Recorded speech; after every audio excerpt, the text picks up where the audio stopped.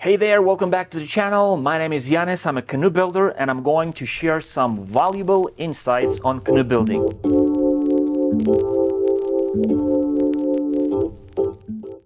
Today we are covering scarf jointing at the bending sections of the hull.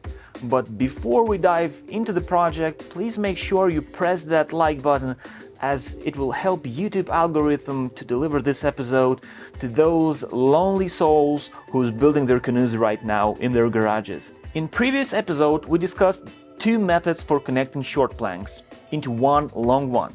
We covered both scarf and butt joints and methods of gluing them using woodworker's glue or simply Tide Bond. I emphasized on gluing them together on the mold without gluing them together in advance. The main reason for that is that PVA glues tend to deliver stronger seams and a better color after sanding. And it makes process slightly faster as there's almost no prep work that has to be done.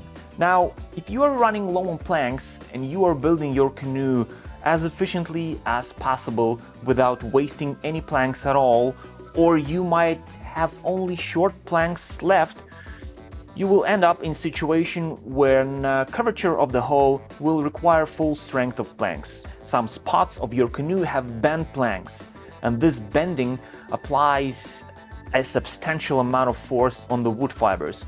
Not only it is impossible to glue plank on the spot, let me show you what I mean. Now, this is the exact spot I was telling you about. This is the very last stage of our canoe, and you can see that this plank over here is bent quite strongly actually. I have two planks over here.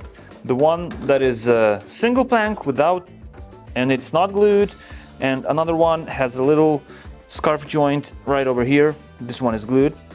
I'm gonna try to focus in to show you the scarf joint. Yep, there it is.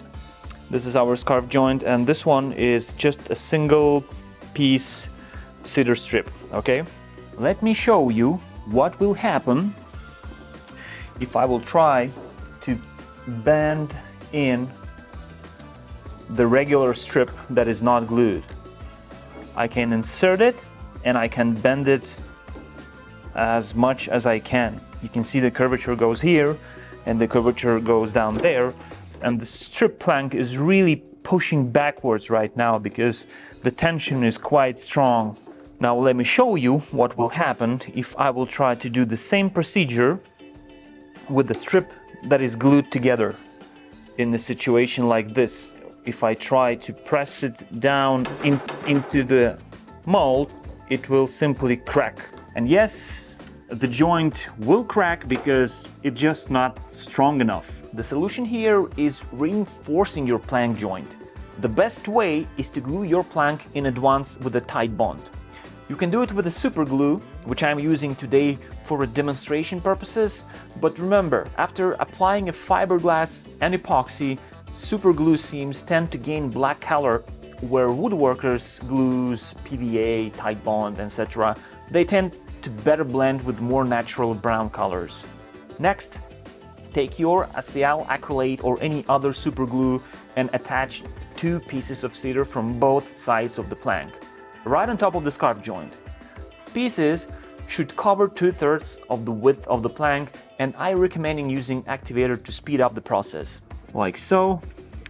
Wait a couple of seconds, turn it over, and attach a second piece. Activator on this surface, and press your piece here as well.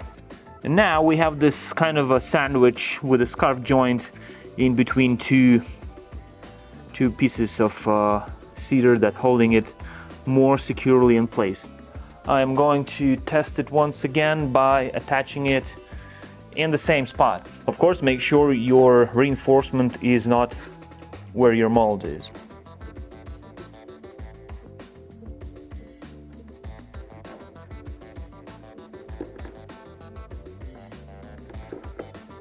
And this is how you secure it in place. What is left is to apply some glue into the bed of the strip and to secure it as you would normally do. Now, when you place your planks in place, seam will not crack and you will be able to sand your reinforcement down after you're done. Once again, thanks for watching, and if you find this episode somewhat useful, please like the video or subscribe to the channel for even more tips and tricks. See ya!